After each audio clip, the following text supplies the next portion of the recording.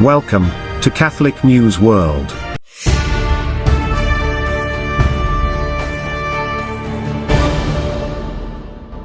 Welcome to Catholic News World. Please subscribe to our channel. My name is Steph. Here are this week's breaking news headlines. Another Catholic priest has been kidnapped in Nigeria. Father Joseph Igwegu, of Onitsha Archdiocese, Nigeria, Africa, the parish priest of St. Joseph's Parish Abadan Sug, was kidnapped on the way to his house. He had just celebrated a funeral vigil mass at Umanachi on October 12, 2022. The Archdiocese asks for prayer for his quick and safe release. The Ortega government in Nicaragua has arrested its 11th religious, Father Enrique Martinez Gamboa, age 64. The police have forcefully entered the Catholic priest's residence without warrant. It was on Thursday, October 13, that a riot patrol force entered the house. He was alone in his house, and seeing the riot police break down the fence of the property, he ran to take refuge in his room. The police entered the house with violence and broke down the door of the room where the priest was. The Daniel Ortega regime, in the last 6 months, has imprisoned 11 religious, including Bishop Rolando Alvarez. The same day of the violent arrest, the priest was transferred to the Judicial Assistance Directorate, known as El Chipote. His family asked about him, but the answer was that they couldn't tell him anything. Sources say he is purposefully imprisoned with very little clothing. A Catholic bishop and 2 priests have been arrested in Eritrea. The Eritrean government has not yet commented on the arrest of Fikir Mariam Hagos, ordained the first bishop of Sugainiyiti in southern Eritrea in 2012. Agenzia Fides reports that the Catholic Church has asked the competent government authorities where the bishop is. The arrest reportedly took place at the hands of Eritrean security officers at Asmara International Airport. The bishop was traveling from Europe. He is currently being held in Adi Abeto prison along with 2 other priests, Father Myrtab Stephanos, parish priest of St. Michael's Church in Sugainiyiti, and Abbot Abraham of the Capuchins, who were also arrested last week. According to diplomatic sources, the country is intensifying its involvement in the civil war in neighboring Ethiopia, hampering efforts to end the fighting that has destabilized the entire Horn of Africa for nearly 2 years. The governments of Australia, Denmark, Germany, the Netherlands, the United Kingdom and the United States have condemned the increasing involvement of Eritrean military forces in northern Ethiopia. Catholic nun is among 7 killed and hospital was destroyed in an attack on a village by IS in Africa.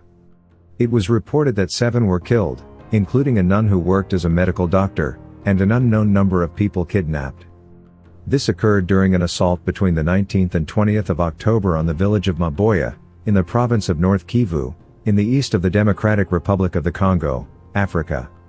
In addition to looting and burning several homes, the attackers destroyed the Centre Sanitaire de Reference run by the Health Office of the Diocese of Butembo Beni, where Sister Marie Sylvie Kavuk Vakatsuraki, of the Congregation of the Petite Sœur de la Présentation de Notre Dame au Temple in Butembo, worked as a doctor, as reported in a statement from the diocese. "We are at a loss for words, so much is the horror that it has far exceeded the threshold of tolerance," said Bishop Melchizedek Sikali Palaku, of Butembo Beni. In addition to the Catholic Health Center, the assailants destroyed the hospital of a Protestant community located 1.5 kilometers from the Maboya clinic.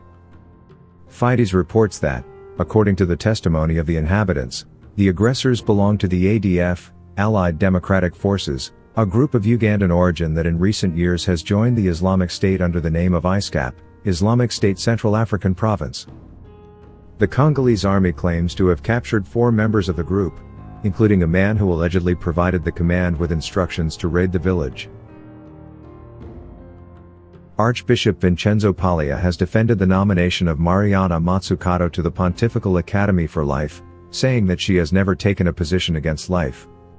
Pope Francis appointed economist, Mariana Mazzucato, a professor of the Economics of Innovation and Public Value at University College London, to the Pontifical Academy. This has raised concern among Catholics because of her pro-choice opinions. The Vatican announced Mazzucato's nomination, as well as the nomination of 6 other new members, on October 15.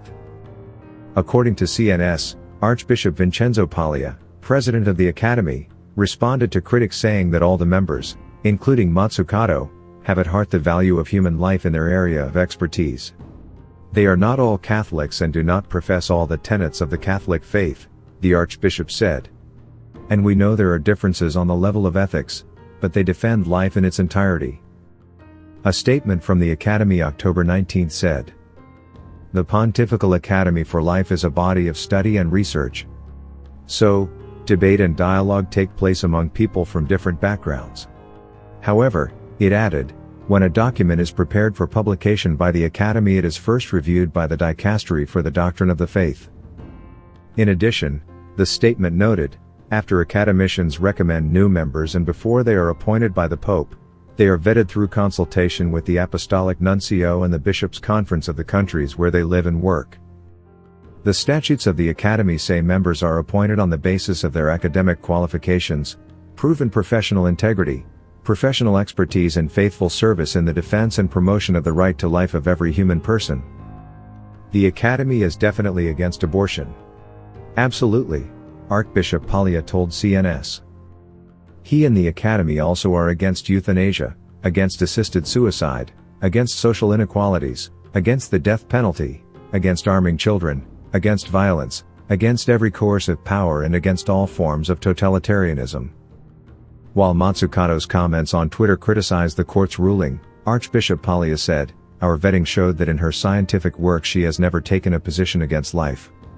You cannot judge the deepest convictions of a person by 4 tweets. Her tweets may have been pro-choice," he said, "but they were not pro-abortion." Watch our programme every Friday at 7:30 p.m. Thanks for watching. Please subscribe to Catholic News World channel. God bless.